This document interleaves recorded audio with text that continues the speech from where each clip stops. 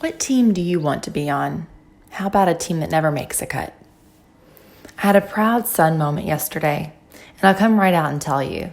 My proudest moments as a parent have everything to do with steps and declarations of faith. I may mess up big time with these 5 kids of mine, but if I can get one thing right, I hope it's leading them to know God. My oldest, Will, just got into sports a few years ago. Like many parents these days, my husband and I had to fight the new age electronic obsession. We tried every sport, spring, summer, and fall, from the time he was 3, and nothing seemed to stick. Not that I cared if any of my kids were pro ball players someday.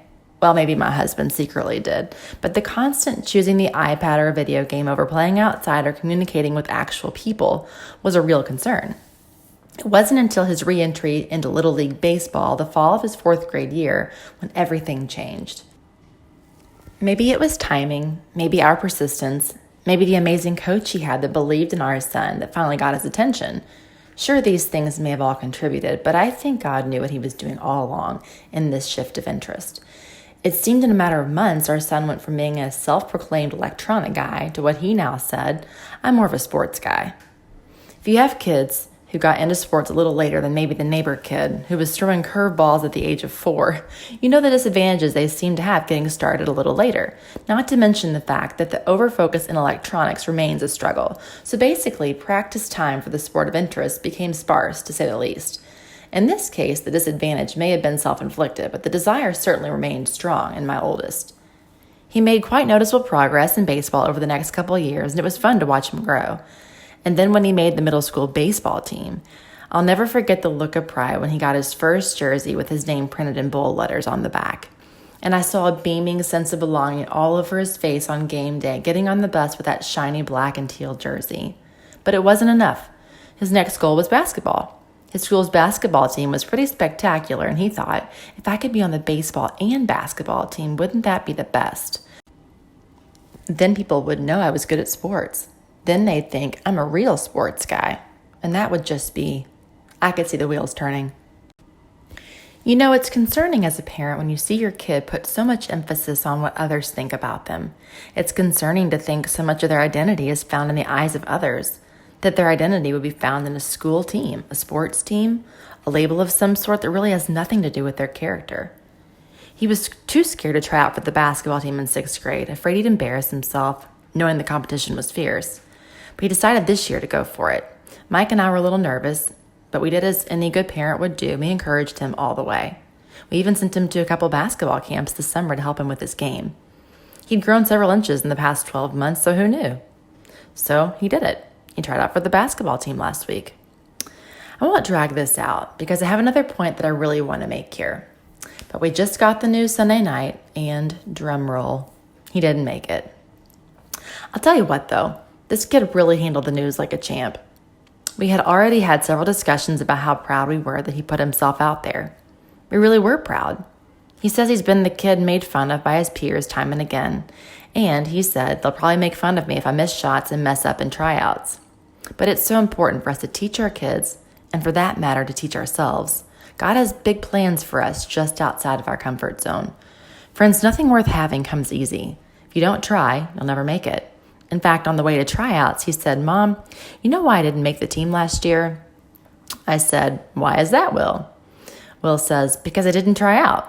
Yes, you're right, son. You can't make any shots you don't take.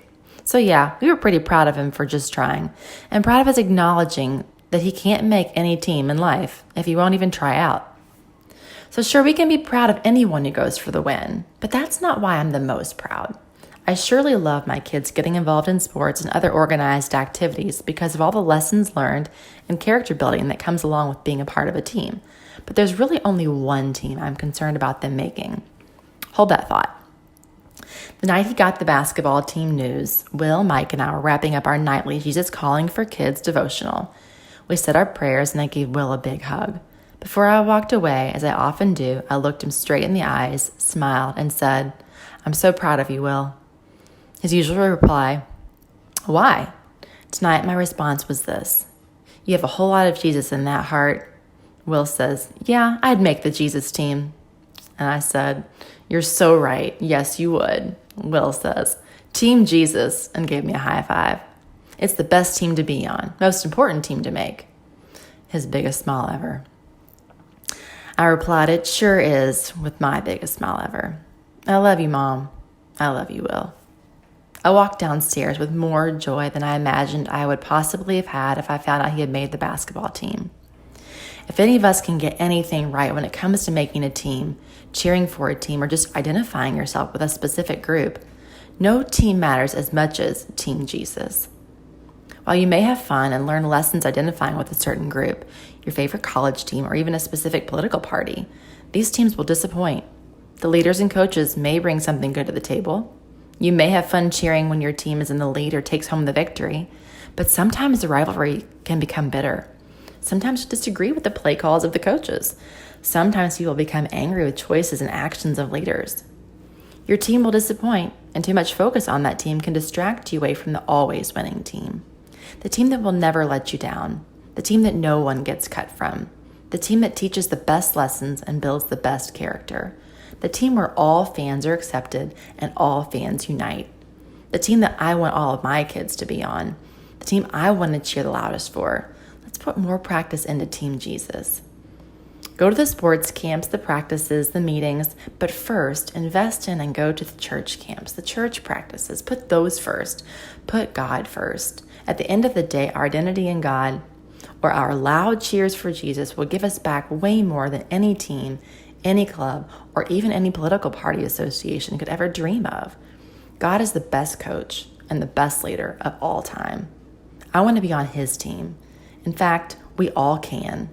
Let's cheer together, friends.